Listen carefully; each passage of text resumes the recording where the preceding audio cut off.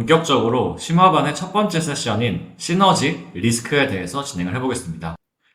저희 이제 마스터 프레임워크 상에서 기초반에 시장 규모 곱하기 성장률, 그리고 거기다가 자사 시장 점유율을 곱해서 매출 추정을 탑다운과 바텀업으로 하는 방법, 그리고 자사 이익률, 결국 비용 분석을 밸류 체인, 회계적인 분석, 커스터머 전이와 같은 세 가지 프레임워크로 하는 방법을 기초반에서 굉장히 상세하게 다뤘고요. 오늘은 그 기초반에서 이 마스터 프레임워크 상에 다루지 않았던 다섯 번째, 여섯 번째 영역인 시너지, 리스크인 이 파트에 대해서 수업을 진행하려고 합니다. 그래서 이번 수업을 통해서 시너지 리스크를 다뤄야 되는 문제에 대한 풀이, 그리고 개념들을 다 이해하시면 좋을 것 같고요. 사실 시너지 리스크까지 보는 케이스가 이 케이스 인터뷰상의 가장 스코업이 넓은 케이스다 보니까 아무래도 볼 게 굉장히 많습니다. 그래서 이번 수업을 통해서 한번 잘 제 내용들을 이해해 보시고 실제로 또 케이스에 2개 정도 적용을 해보면서 이 스킬셋들을 마스터해 나가는 과정을 연습하시면 좋을 것 같습니다. 일단은 그러면 본격적으로 시너지 리스크를 분석하는 케이스의 특징이 무엇이고 어떤 식으로 풀어야 되는지에 대해서 말씀을 드리겠습니다. 일단은 시너지랑 리스크만 보는 케이스는 거의 없다고 보시면 됩니다. 주로 이제 M&A 케이스 혹은 신사업, 신시장 유형에서 시너지 리스크 분석을 하게 되는데 이제 이 케이스를 풀게 되면은 저희 마스터 프레임워크 상에 앞단에 있는 시장 매력도 분석, 매출 분석, 비용 분석을 먼저 한 다음에 시너지랑 리스크를 보게 되는 게 일반적인 케이스입니다. 그래서 M&A는 시너지 리스크를 보는 게 이해가 잘 되는데 왜 신사업과 신시장에서도 보냐라는 질문이 있을 수 있는데 신사업, 신시장의 경우에도 기존에 저희가 하고 있는 사업과의 시너지를 보게 됩니다. 그래서 예를 들어서 저희가 물 관련된 사업을 하고 있는 생수 중심의 업체라고 했을 때 음료 사업을 확장했을 때 그 생수 사업과 음료 사업의 시너지가 있을 수 있겠죠. 예를 들면 저희가 바틀 비용 같은 거를 절감하는 게 시너지 레버가 될 수 있는 것처럼요. 그래서 신사업과 신시장 안에서도 시너지랑 리스크를 본다라는 거를 먼저 좀 짚고 넘어가고 싶습니다. 그 다음 두 번째 블릿을 보시면은 그럼에도 불구하고 시너지가 중심이 되는 케이스는 여러 존재합니다. 그래서 그 케이스의 특징은 대부분 다 SIM&A 케이스라는 거고요. 저희 SIFI 개념은 앞서 했던 그 개념 설명에서 참고하시면 됩니다. 그래서 주로 SIM&A 케이스를 풀게 되면은 워크 플랜의 앞단에 있는 1, 2, 3, 4번을 좀 빠르게 이제 푸시고 나서 시너지에서 약 15분 정도의 시간을 남긴 다음에 여기서 시너지에 대한 딥다이브를 하는 게 SIM&A 케이스의 특징입니다. 심지어는 어떤 케이스들은 워크 플랜을 얼라인하는 단계에서 아니 그냥 이번 케이스에서는 시너지에만 집중해서 보면 좋을 것 같다라는 얘기를 하는 경우도 있긴 있습니다. 반면 리스크 같은 경우는 시너지만큼 중요하진 않습니다. 리스크 같은 경우는 그냥 상식적인 선에서 2-3개 정도의 리스크를 언급만 할 수 있으면 되고요. M&A라고 한다고 하면은 크게 규제가 있겠죠. 그래서 크로스 보더 딜, 결국은 한국 업체가 미국 업체를 인수한다라고 했을 때는 그런 글로벌 규제 같은 걸 검토해야 될 것 같고, 두 번째는 자기 잠식인데 저희가 하고 있는 사업과 저희가 인수하는 사업, 혹은 신사업으로 하고 있는 사업, 혹은 신시장으로 진출하는 관점에서 카니발이 나지 않는지. 그 다음 세 번째는 포스트 머저 인티그레이션 리스크라 해가지고 보통 PMI 리스크라고 부르는데 회사랑 인수합병을 했을 때 그 각각의 회사들의 임금 체계, 직급 체계, 일하는 문화 이런 게 다 다를 수도 있잖아요. 그래서 그런 것들을 통합하는 과정에서 발생할 수 있는 리스크를 PMI 리스크라고 합니다. 그래서 보통은 이 세 가지 정도를 언급만 하면은 큰 문제 없이 리스크는 마무리가 되고요. 이제 신사업이나 신시장에서는 아무래도 진입할 때 규제가 중요하겠죠. 다만 시너지와 다르게 리스크만 단독으로 보는 케이스는 출제된 적이 없습니다. 그다음 네 번째 블릿을 보면은 이게 사실 제일 중요한 개념인데 시너지의 정의는 1 더하기 1이 2가 아닌 1 더하기 1이 2보다 커야 된다는 겁니다. 사실 너무너무 당연하고 이거 모르는 사람이 어딨어 이렇게 생각할 수 있지만 실제로 시너지 문제 들어가면은 대부분 다 이 실수를 합니다. 이게 어떤 의미냐면은 예를 들면은 제가 하고 있는 사업의 매출이 100억이에요. 제가 인수하고자 하는 사업의 매출이 150억인데 이 두 개를 합병하면은 매출이 150억이 돼서 매출 시너지가 난다. 이건 틀린 거예요. 왜냐면은 그거는 그냥 스탠더얼론 밸류를 더한 거지 시너지가 전혀 없다고 보면 됩니다. 그래서 100억과 50억이 더해져서 180억, 200억이 됐을 때 이걸 시너지라고 정의하는 겁니다. 그래서 이거는 매출 관점에서도 그렇고 비용 관점에서도 똑같기 때문에 시너지는 늘 1 더하기 1이 2가 아닌 1 더하기 1이 2보다 커야 된다. 이 명제를 잘 기억하는 게 굉장히 중요합니다.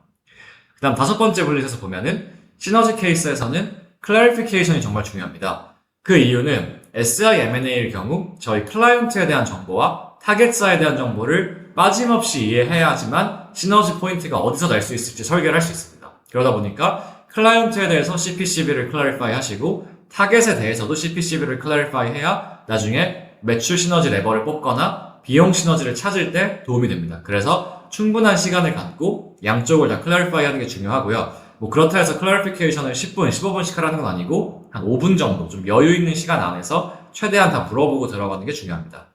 그 다음 블릿을 보시면은 이렇게 시너지 케이스를 푼다고 가정했을 때는 중요한 접근 방법은 시너지가 창출 가능한 범위를 일단 최대한 풀리스트를 잡고 나서 그 중에서 우선순위를 하는 겁니다. 이런 포인트들이 좀 시너지가 많이 날 것 같다라는 부분을 우선순위화 한 다음에 이거를 어떻게 현실화할 수 있을지에 대한 논의를 하는 게 보통 시너지 케이스의 풀이 방법이고요. 그러다 보니까 가장 어려운 부분이 시너지의 범위를 최대한 리스트업 하는 겁니다. 여기서 저도 시너지 케이스를 풀 때 많이 받았던 챌린지가 시너지가 이게 다예요? 이 정도면 시너지가 거의 없는 거 아닌가요? 너무 마이너한 시너지 포인트만 잡은 게 아닌가요? 같은 챌린지를 굉장히 많이 받았기 때문에 이 풀리스트를 잡는 게 좀 난이도가 어렵다.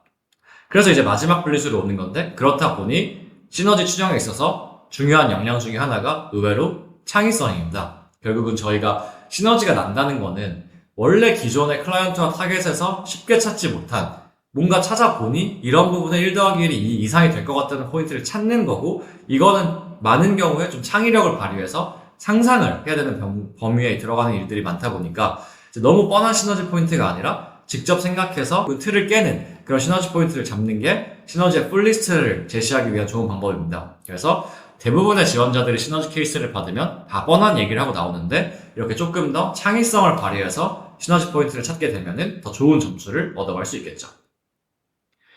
그러면 이제 조금 더 본격적으로 이번 슬라이드에서는 이런 시너지 케이스를 구체적으로 어떻게 풀 수 있을지에 대해서 설명을 드리겠습니다. 그래서 저희가 시너지를 좀 풀리스트를 잡았다고 가정하면은 그 시너지의 임팩트 관점에서, 즉 규모에 대해서 우선순위를 할 수도 있고 혹은 퀵윈과 장기 투자로 나눠서 어떤 시너지는 바로바로 현실화가 되고 어떤 건 좀 길게 봐야 된다. 이런 프레임워크를 통해서 어떤 액션 아이템부터 잡을지를 우선순위화할 수 있고요. 그 다음에 시너지는 결국은 매출 시너지랑 비용 시너지로 나눈 다음에 각 영역에 들어가는 내용을 리스트업하는 게 전부입니다. 시너지는 매출 시너지와 비용 시너지 외에는 아무것도 없어요.